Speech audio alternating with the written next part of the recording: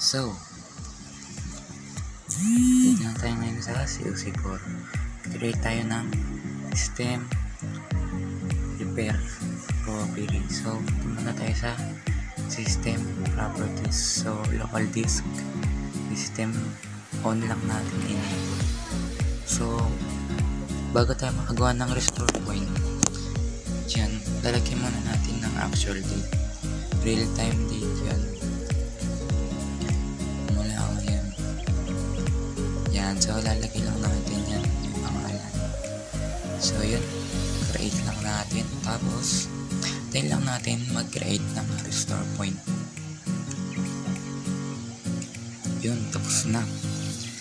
So system restore lang natin yan, pipiliin natin yung nilagay natin kanina, ko-confirm lang natin, tapos yes. So yan, nagpe-prepare na siya. So yun, nag-restart na, antayin lang natin yan. So next na dyan tayo, babackup na tayo. So ayan, create lang tayo ng system backup image. So alam mo, medyo matagal yan, wait lang natin habang siya yung nag-create.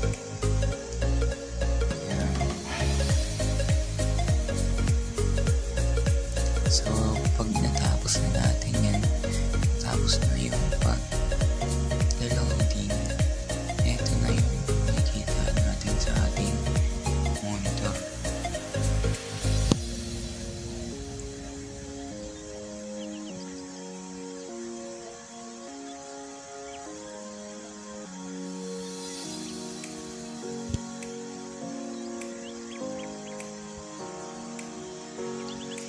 So, yan na, tapos na. Yan. Refresh na yun.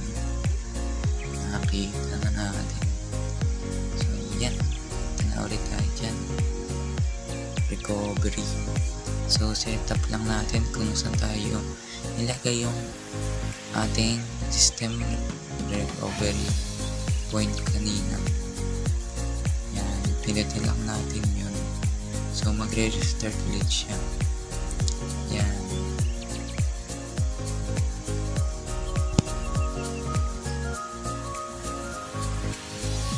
Wait lang natin yan.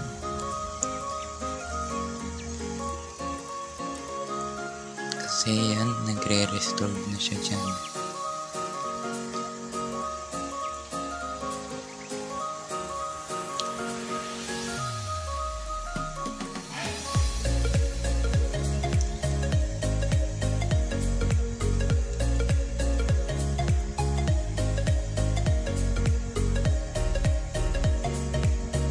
So, yan. Nagbo-boot na yung ating computer.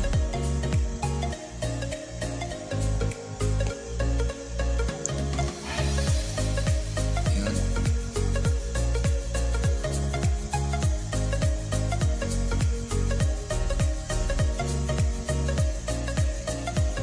So, yan. Nandun na tayo sa ating ulit.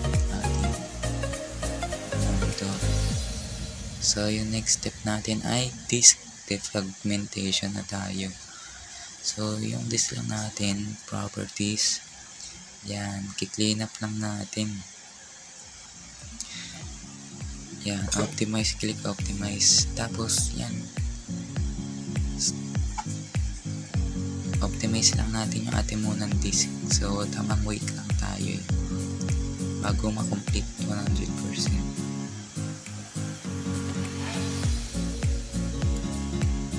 So yun, tapos na. Next na natin ay yung yan, mag-clean up na tayo ng ating disk. So click lang natin yung disk clean up. Pag na-click na natin yung properties na local disk.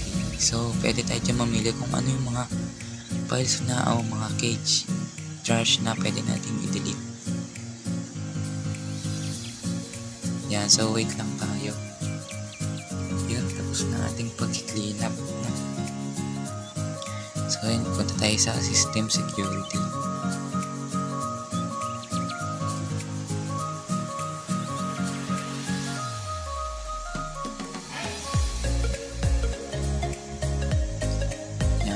tayo sa settings ulit. Yan, punta tayo sa security, update and security. Yan, tapos Windows security. Next, punta tayo dyan sa ating open Windows security. Yan, virus threat and threat protection. I-scan lang natin yung ating computer kung may virus ba. So yun, tapos na ang VOC4. Doon lamang, salamat.